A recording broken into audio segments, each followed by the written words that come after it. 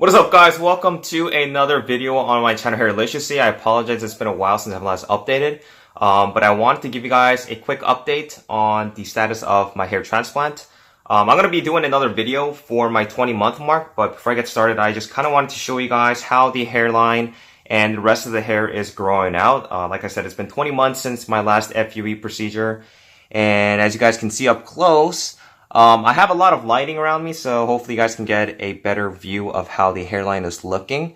But as you guys can see, the original hairline is back there, and then the implanted areas, you guys can see that it's a little still thin, and there's a lot of multi-grafts in the frontal portion. So I'm still gonna need to get that touched up later this year after my wedding. But yeah, overall the hair is still there. There's no signs of hair loss. I am still taking Propecia to make sure that I keep the hairs that I have. And I'm probably going to need a separate or another haircut. But yeah, I just wanted to give you guys a quick update. Tomorrow I will be giving you guys a more thorough update on my 20-month mark of my first hair transplant. But yeah, so today I actually kind of wanted to talk about something a little bit different, something that might be helpful for those who are experiencing hair loss. This is going to be something that you guys have to follow on a daily basis in order to maintain and to prevent hair loss. So we know that the major cause of hair loss is due to genetics. More than 50% of men who are over the age of 50 is going to experience some form of hair loss. They're going to continue to lose hair as we age, and it's just a natural part of life. But the surprising thing is that there's a lot of younger people who are actually in their early teens who are experiencing hair loss. Nowadays, hair loss is mostly genetics. There's also a lot of environmental factors.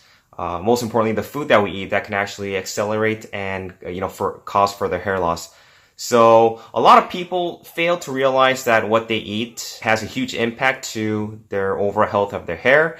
And so in this video, I'm going to be talking about 3 different types of foods that you really have to avoid in order to not only prevent, but also slow down hair loss. Because a lot of the times these foods are going to speed up your hair loss, and all the junk that you guys put in your bodies can contribute in addition to genetics for male pattern baldness. So let's get started.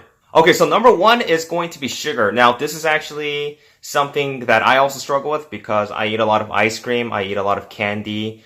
It's just hard for me to not eat candy or anything that's sweet. So sugar, anything that contains, obviously candy, ice cream, soda, donuts, whatever. We already know that sugar is already bad for our bodies, and it's linked to a ton of major, health issues, including diabetes, heart disease, obesity, and cancer, and a bunch of other illnesses. And the average American actually consumes 82 grams of sugar a day, which is more than 3 times what the World Health Organization recommends. So obviously it's a lot of sugar that is really unnecessary for our bodies.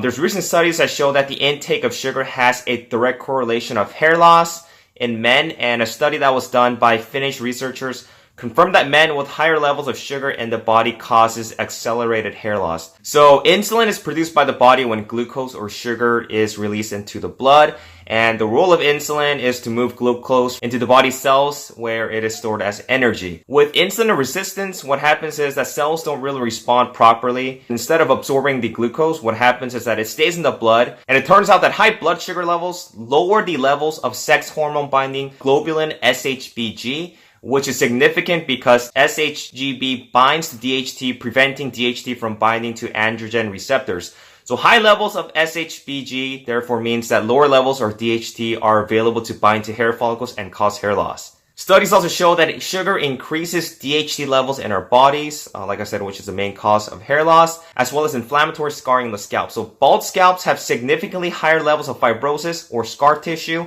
compared to controls, and multiple studies confirm sugar as a cause of chronic inflammation. So these studies show that not only does sugar cause insulin resistance, which is directly linked to hair loss, it also causes fibrosis, which is seen in a lot of balding men. So you guys want to stay away or limit the intake of sugar as much as possible. Alright, number 2, fried and greasy food. This pretty much includes foods like bacon, burgers from McDonald's, French fries, pork belly. I know a lot of Koreans like pork belly. Any type of meat that has a high level of fat on it. So high fat foods as well as hydrogenated oils should be avoided as they tend to clog arteries in the body and scalp, which leads to hair miniaturization. restrict blood flow, and clogs the pores in the scalp. This can cause DHT and other harmful hormones to get trapped, which can actually re-trigger the hair loss mechanism. When there's a higher intake of fried food and greasy food, there's also a rise in cholesterol, particularly the bad type of cholesterol, which is also known as LDL. And studies do confirm that patients with a higher level of LDL levels experienced higher rates of hair loss and thinning when compared to patients who actually had lower levels of LDL. There is definitely a strong correlation when it comes to greasy food and accelerated hair loss. So the best thing to do is to either you can bake your food or you guys can steam as an alternative to frying or eating greasy food. You can try to limit and eat healthy alternatives. Alcohol. When it comes to alcohol, regular consumption of alcohol is not going to be bad for the body, but excessive intake of alcohol can deplete zinc proportions from the body and cause hair loss. Zinc nutrition deficiency weakens the cells, which can result in hair loss in the cells on the scalp and lesions on the skin. So particularly in men, there is an increase in estrogen levels, which can also cause hair loss. This is because estrogen minimizes the effects of testosterone. Testosterone converts to DHT, which is a key factor, like I mentioned, when it comes to male pattern baldness. Therefore, low levels of estrogen mean that there is going to be less available to counteract testosterone. And hair loss caused by fluctuating estrogen levels tend to be all over the head in patches, which is why a lot of times when you see alcoholics, they have very thin hair and they have patchy hair. So guys, please be careful what you eat. These are only a fraction of things that might trigger and, accelerate hair loss. But in general, make sure to stay away from alcohol, from greasy food, and also from sugar, because these are kind of like the three major triggers when it comes to speeding up hair loss. And some of them actually cause hair loss. So limit the intake of these types of foods. And if you guys have any questions, please make sure to subscribe, like this video, make sure to ask me some comments if you guys have any questions.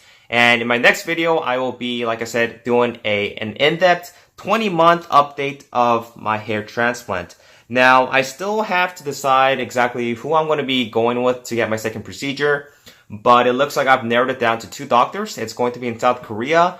One of them that I've been considering is with Motion Clinic. The first doctor that actually did my hair transplant, I am not going to go back to him because he no longer works at Motion. And there has been another doctor who has replaced him, who is the director of Motion Clinic. And he has years and years of experience. The other doctor that I've been looking is also from South Korea. And I've seen a lot of good work on YouTube. And I just need to reach out to them and then ask for some more detailed videos and pictures of some of their work so that I can take a look and just go ahead and decide. But yeah, I really need to decide exactly who I'm going to be going with, because after the wedding in October, I'm probably going to go sometime in November or December. I still need to book my flight ticket. And so I need to buy it early so that I can get a cheaper flight. And I also have to kind of give them, notification at least a few months ahead of time so that they can go ahead and schedule me in. But my second procedure is most likely going to be, it's going to be free. It's going to be covered by the doctors there. I will be doing another 1-year update, showing you guys the progress of my second procedure. So I'm really looking forward to that. And I'm really looking forward to adding in the density into the frontal hairline and just lowering it just a little bit so that it can look a little bit more natural. And also kind of adding in density on the sides and in the temple regions, because as you guys can see, there's a lot of multi-hair grafts in the front. And the only way for me to really go ahead and fix that is to go ahead and lower the hairline just a little bit to reinforce the front part of the hairline with single hair grafts to make it look more natural. Because right now, it doesn't look as natural, and there's a lot of things that I kind of wanted to get redone as far as density and then the overall design of the hairline. So hopefully through my second hair transplant, I'm going to get a better, a more satisfactory result for the second one. So yeah, I'll keep you guys updated, and if you guys have any questions, let me know. Thanks for watching, guys. Make sure to like this video, and I'll talk to you guys next time. Take care.